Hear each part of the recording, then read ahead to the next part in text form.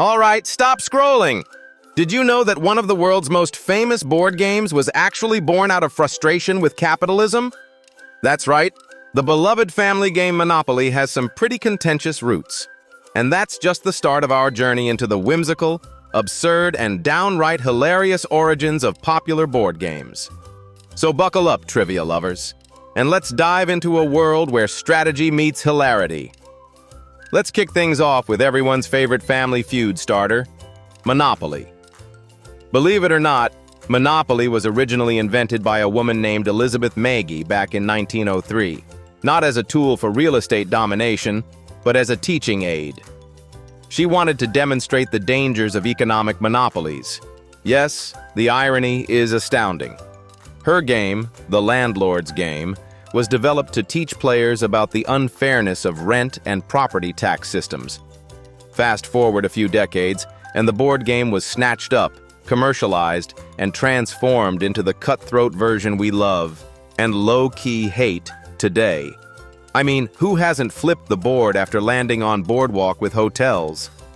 And let's talk about Scrabble, the game that turns mild-mannered individuals into competitive linguists. Did you know it started during the Great Depression? Alfred Butts, an architect struggling to make ends meet, decided to blend elements of anagrams and crossword puzzles into a board game. He even calculated the frequency of letters in the English language by counting how often they appeared on the front pages of newspapers. Talk about dedication. Initially called Lexico, then later Crisscross Words, the game didn't get its now famous title until a savvy game aficionado licensed and renamed it Scrabble. Strangely enough, it was banned for some time in the Soviet Union. They considered it too intellectual. Imagine being on a watch list for scoring big with Quizzed. Next up, Twister. Yes, the one responsible for countless awkward family moments and unsuspected yoga poses. Did you know it was called Pretzel during its development stage? Honestly, the name fits perfectly given the body tangles it causes. The game was pitched to various companies but constantly rejected. It wasn't until the Johnny Carson played it on The Tonight Show in 1966 that Twister catapulted into stardom. The footage of Carson and Eva Gabor twisting and twirling turned what was initially deemed indecent family fun into a bestseller. So next time you play Twister, remember you owe your giggles to late-night TV history. Ever wondered why life has such oddly specific squares like win a talent show or inherit a skunk farm?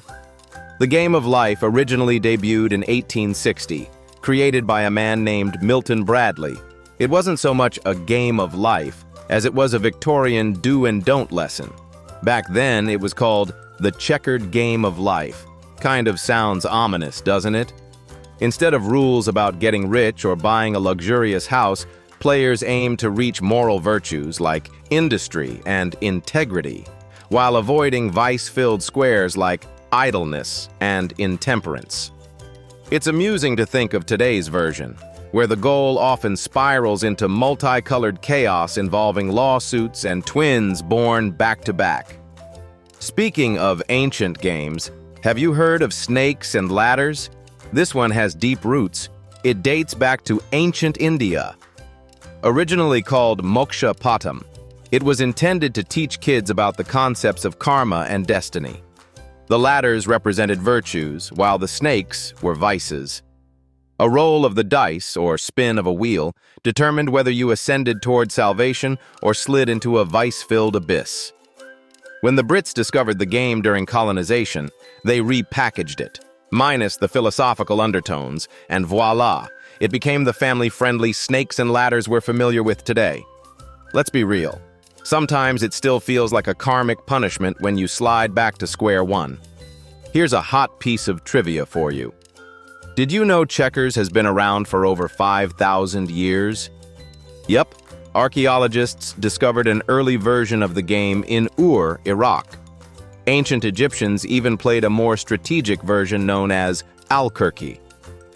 Fast forward to 12th century Europe, and the 8x8 square board we know today was introduced. It's mind-blowing to think a game so simple has managed to stand the test of time across centuries and civilizations. Bonus fun fact: checker pieces weren't always round. Some early versions used stones, buttons, or even seeds. Who knew? And let's not forget chess, arguably the most iconic strategy board game of all time. Originating in India around the 6th century, chess was then known as chaturanga, meaning 4 divisions of an army. The game evolved over centuries, spreading across continents, adapting new rules, and gaining symbolic power. Meanwhile, the concept of the queen's power was expanded during the Middle Ages. Fun fact, it reflects the influence of powerful female monarchs in Europe. So next time you play, remember, chess isn't just a game. It's a history lesson on geopolitics, strategy, and powerful women. Oh, and here's one for the detective in us all. Clue. Did you know it was created during World War II in England? Anthony Pratt invented it as a way to entertain people stuck indoors during air raids. Originally called Cluedo, which is still its title outside of North America, it combined mystery novels intrigue with a one-room board game concept. Over the years, characters like Miss Scarlet and Colonel Mustard became ingrained in pop culture. Fun fact, though you might memorize all the rooms, weapons, and suspects, early versions had additional characters like Mr. Brown and even unique weapons like a syringe. Imagine shouting, "It was Mr. Brown in the conservatory with a syringe!"